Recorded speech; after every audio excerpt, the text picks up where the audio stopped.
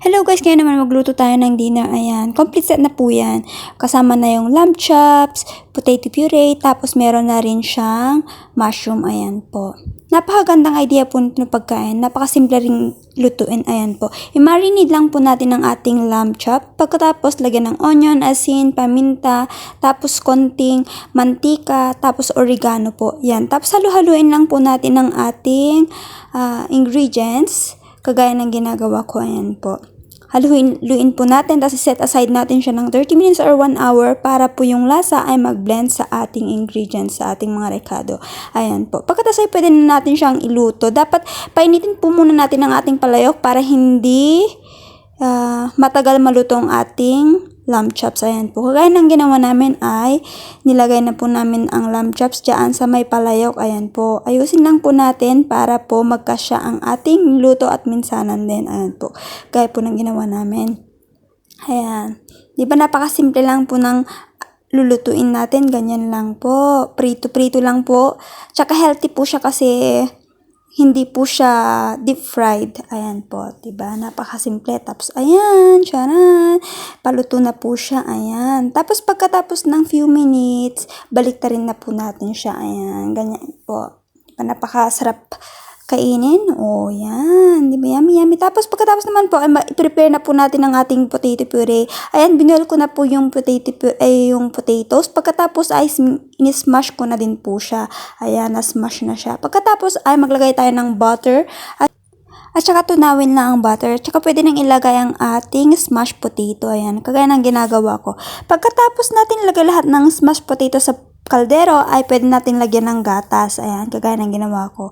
Konti lang po ilalagay natin. Pagkatapos ay pwede nating halu-haluin. Gaya ng ginagawa ko. Ayan. Napakasimple lang po. Tapos lalagyan natin ng asin, tapos black pepper din. Konting black pepper lang po yung lalagay natin para magkalasa. Ayan. O yan, 'di ba?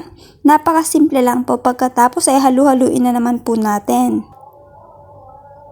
Halu-haluin po natin siya hanggang sa mag-blend yung gatas at saka other ingredients niya. Ayan po. Gaya ng ginagawa ko. Dapat lutuin lang po natin siya ng low flame para hindi po siya masunog. Ayan.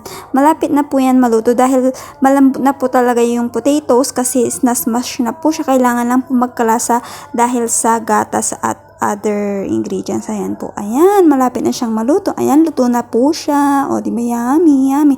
Tapos, isunod naman natin ang ating mushroom. Ayan. Hinugasan ko na nga yung mushroom at hiniwa-hiwa ko na rin po siya. Pagkatapos, naglagay ako ng mantika at konting butter sa may palayok. Pagkatapos, ay tunawin lang ang butter. Pagkatapos matunaw ng butter, ay pwede nating ilagay ang ating mushroom. Ayan po, ayan. Diba nilagay ko na po siya. Kasi ang mushroom, natural na yan na nagtutubig kapag niluluto. Ayan, so tinakpan ko na lang po yung palayok kasi maliit yung ginamit ko. So, ayan na po. Ilang few minutes ay nagkatubig na po siya. Ayan, so nilagyan ko na siya ng black pepper, tapos soy sauce, tapos yan, halu-haluin ko lang po siya ulit. Pagkatapos ay tatakpan ko po siya ulit. Ayan po, bagaya nung ginawa ko ay papalambutin lang po natin yan para maging masarap. Pagkatapos, palambutin yan mamaya ay lalagyan natin siya ng magprepare tayo ng harina.